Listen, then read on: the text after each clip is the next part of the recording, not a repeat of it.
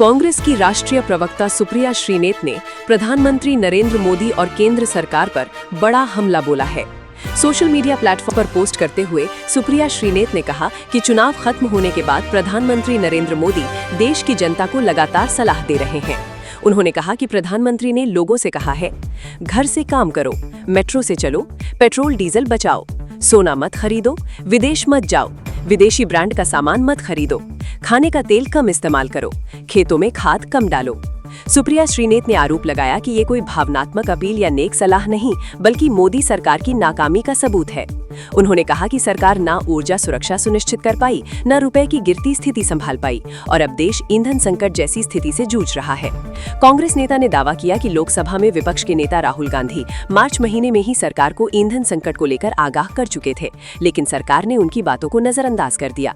सुप्रिया श्रीनेत ने प्रधानमंत्री पर निशाना साधते हुए कहा कि एक तरफ जनता को पेट्रोल डीजल बचाने की सलाह दी जा रही है, दूसरी तरफ प्रधानमंत्री खुद लंबे काफिलों के साथ रोड शो कर रहे हैं। उन्होंने ये भी आरोप लगाया कि जनता को विदेश यात्रा से बचने की सलाह देने वाले प्रधानमंत्री खुद यूरोप दौरे पर जाने की तैयारी कर रहे हैं। कांग्रेस प्रवक्ता ने कहा कि 12 साल सत्ता में रहने के बाद अगर सरकार को जनता को ये बताना पड़े कि क्या खरीदना है, क्या नहीं, कैसे चलना है और कहाँ जाना है, तो ये सरकार की विफलता को दर्शाता है। उन्होंने तीखे अंदाज में कहा, इतने अच्छे दिन नहीं चाहिए थे मोदी जी। आगे देखिए सुप्रिया श्रीनेत का पूरा बयान और मोदी सरकार पर लगाए गए बड़े आरोप। देखते रहिए न्यूज़ के लाइव, भरोसे की पहचान। चुनाव खत्म होने के बाद प्रधानमंत्री नरेंद्र मोदी जी ने देश की जनता से अपील की है। उनका कहना है, घर से काम करो, मतलब वर्क फ्रॉम होम करो, मेट्रो से चलो, पेट्रोल डीजल बचाओ, सोना मत खरीदो, विदेशी यात्रा मत करो, विदेशी ब्रांड का सामान मत खरीदो। यही नहीं, जो खाने वाला तेल है उसका कम इस्तेमाल करो और खेतों में खाद कम डालो। ये सारी बातें कहकर नरेंद्र मोदी जी कोई नेक सलाह नहीं दे रहे हैं, वो असल में अपनी और अपनी सरकार की नाकामी का जीता जागता सबूत पेश कर रहे हैं।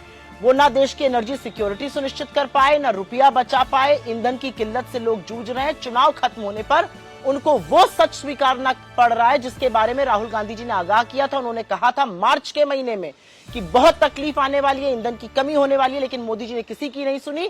उन्होंने ये भी कहा था तैयारी करने का वक्त अब है, लेकिन मोदी जी ने सब कुछ अनसुना किया था। और यही नहीं, हिपोक्रेसी की सीमा तो यह है कि पेट्रोल डीजल जनता कम खर्च करे, लेकिन मोदी जी का लंबा काफिला पेट्रोल डीजल बर्बाद करता हुआ निकलेगा, रोड शो करेगा। आपसे कहते हैं विदेशी यात्रा मत कीजिए, लेकिन वो यूरोप की यात्रा पर 5 दिन के लिए जा रहे हैं। बड़ी गर्मी है देश में। 12 साल बाद आज देश को इस मुहाने पर ले आए हैं कि ये नसीहत देनी पड़ रही कि क्या खाइए, क्या मत खाइए, क्या कीजिए, क्या मत कीजिए, कहां जाइए, क्या खरीदिए, क्या मत खरीदिए।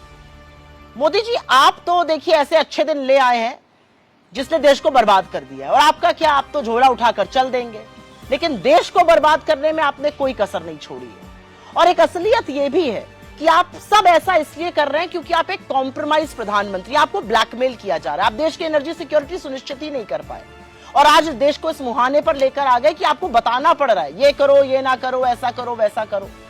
असलियत ये है कि आप एक कॉम्प्रोमाइज प्रधानमंत्री हैं, आपके बस की बात नहीं है। अगर मार्च में भी आपने राहुल गांधी जी की बात सुन ली होती तो आज देश इस मुहाने पर आकर खड़ा ना होता। धिक्कार है आप पर।